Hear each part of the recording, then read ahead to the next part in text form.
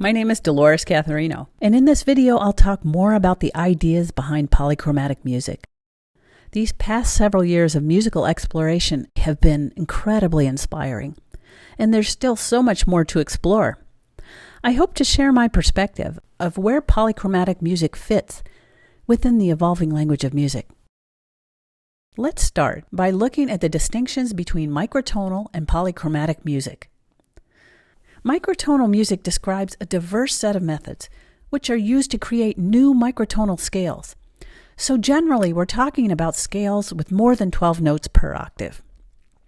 Some really exciting developments are happening right now in microtonal music, like the discovery of new methods for generating unique scales in harmony. Some examples include extended just intonation, moment of symmetry scales, and the use of complex mathematical functions. The problem is that these microtonal scales use many different types of accidental symbols. And for this reason, microtonal music describes a group of scale methods rather than any foundational system. The developments in microtonal music are pushing our theoretical and notation system to its outer limits. To see why, let's look at the situation with a wider frame of reference. Historically, we'll begin with the modal system, which uses a repeating framework of 7 notes labeled A through G. A numerical method of naming intervals is superimposed on this 7-note system, and this gives us intervals called seconds, thirds, fourths, and so on. The chromatic system came next and added another 5 notes. It uses the flat and sharp accidental symbols to define these new notes. These accidentals were also used to define new keys, like the key of A flat. Notice that the chromatic system still retains the modal framework of note naming and interval numbering. Interval naming terminology was also updated by adding modifier words to define the new varieties of modal intervals. For example, a third could now be modified with terms like major, minor, diminished, and augmented. In the 20th century, a similar expansion of the pitch and harmonic language emerged with microtonal music. Microtonal scale methods were added to the chromatic system. This was done by exponentially increasing the number of accidental symbols to notate these new pitches. The problem continues to be that there is no cohesive framework of micropitch symbol notation or terminology. As a result, many incompatible symbol sets coexist, and even a single micropitch scale, like a quarter-tone scale, can have several different sets of accidentals. Microtonal terminology for these new interval subvarieties has also expanded with even more modifier words. For example, we can now distinguish a just major third, a natural major third, or a grave major third, and so on. Look what happens to chromatic notation as accidental symbols begin to multiply. This is an example of the diverse notation of quarter tones. And this is only the surface of an immense collection of incompatible accidentals that exist in microtonal music. Quarter-tone accidentals are also used as pitch definitions. And this is why in microtonal terminology, we have not only the key of A flat, but also the key of A 1/4 flat and the key A 3/4 flat. Taken together, these factors seem to delay the integration and wider adoption of microtonal music. In contrast, the polychromatic system can define these new micropitches and keys with the addition of pitch color alone. To understand the evolution of the polychromatic system, imagine a sheet of music. It has 2 dimensions, the horizontal width and the vertical height. Now imagine adding a 3rd dimension of depth, which would show the pitch color subcomponents of each chromatic pitch. This is the way I think of the polychromatic system, as a 3-dimensional chromatic perspective.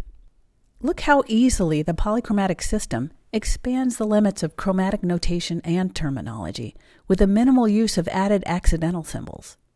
Here is a chromatic score which is easily adapted to 72 pitches per octave by using polychromatic notation. For me, the insights about a polychromatic system came from practical application. The innovative keyboard controllers that I work with make it possible to play scales up to and beyond 100 pitches per octave. At this point, it became obvious that creating another group of accidental symbols would be incredibly difficult to teach and to understand or work with. The polychromatic system creates an intuitive framework that can be applied to any micropitch scale. In this way, it functions as a foundational system for microtonal music. Polychromatic pitch colors are not absolutely defined, like the pitches on a piano.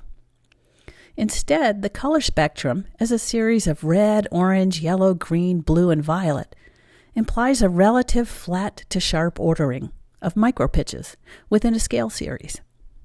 Specifically, it establishes a visual and auditory association from flat as infrared all the way up to sharp as ultraviolet. And this becomes the basis for describing and notating any micropitch. This means that the color spectrum ordering remains consistent, while the actual color attached to each pitch can be flexibly defined at the beginning of a score.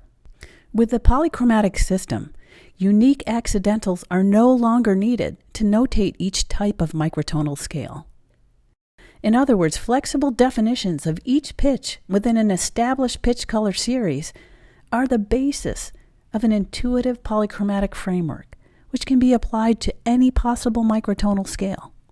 And this makes it easier for musicians to use many varieties of micropitch scales without the need to learn new notation symbols for each one. So, with 36 pitches per octave, the polychromatic system uses 3 color varieties of each chromatic pitch. This allows for a fluency of notating and describing all types of micropitch scales. And this system can efficiently notate scales beyond 100 notes per octave. The limitation of the polychromatic system comes from its foundational framework. It's an extension of the chromatic system, and the chromatic system is an extension of the modal system. So it still retains the simple A through G note names and numerical interval values, which range from the 2nd through the 13th. Let's end with some thoughts on future developments in music. As microintervals become described as pitch color combinations, the next step might be a musical language based entirely on this type of integrated auditory visual framework, without any reference to the modal series at all. One question that I've been thinking a lot about is how new music controller designs like 3-dimensional surfaces and virtual spaces might expand our musical limits and systems. A great example is the Syntact ultrasound controller. This controller is still in development and uses an ultrasonic force field that lets a musician feel the harmonic texture of a sound. It also has optical sensors which can interpret hand gestures and allow the musician to shape the sound's acoustical characteristics in real time. I hope this video has inspired some new ideas for you to explore in your own creative practice. Thanks for watching.